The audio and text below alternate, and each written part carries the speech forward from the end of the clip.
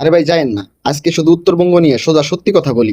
আমি উত্তরবঙ্গের পথে পথে ঘুরতেছি, এত সুন্দর একটা উত্তরবঙ্গ এরশাদ সাহেব উন্নয়ন করলো না। শেখ হাসিনা তো উত্তরবঙ্গের প্রতি সবচেয়ে বেশি বৈষম্য করেছে। পাটোয়ারি ভাই, আপনি যাই কিছু বলুন, আমাদের উত্তরবঙ্গে পাঁচটি সরকার ছিল, যেমন ঈশ্বর সাহ, জিয়াউর রহমান, তারপরে বেগম খালেদা জিয়া, হাসিনা।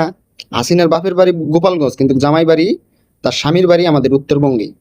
এখন আছে তারেক জিয়া শাহ, দেখি তার মাথায় কি চিন্তা ভাবনাটাই আছে উত্তরবঙ্গ নিয়ে। কিন্তু আমাদের বাংলাদেশের যত কটাই সরকার আইলো, কিন্তু উত্তরবঙ্গের কোনো উন্নতি আমরা দেখতে পারিনি। হ্যাঁ, কি হয়েছে, কিছু রাস্তাঘাট একটু আগের চেয়ে একটু উন্নত হয়েছে, কিন্তু এই উন্নয়ন উন্নয়ন বলে না। উত্তরবঙ্গ বাংলাদেশের একটা খাদ্য উৎপাদনের দিকে বিপুল বাংলাদেশকে সাপোর্ট করে। এই কথাগুলো আমরা কেউ মানতে চাই না, কিন্তু আমরা যে রংপুরা মফিজই সারা জীবন থাকবো। আমরা সরকারকে কোনো সময়, আমরা যদি জামাতে ভোট দেই, জামাত সরকার হতে পারে না। ঈশ্বরকে যদি ভোট দেই, ঈশ্বর সরকার হতে পারে না। যদি হাসিনারে ভোট দেই, হাসিনা সরকার হতে পারে না। এই কারণে আমাদের উত্তরবঙ্গের কোনো উন্নতি নাই। ভিডিওটি ভালো লাগলে শেয়ার করবেন, আর কথাটি সঠিক হলে সবাই শেয়ার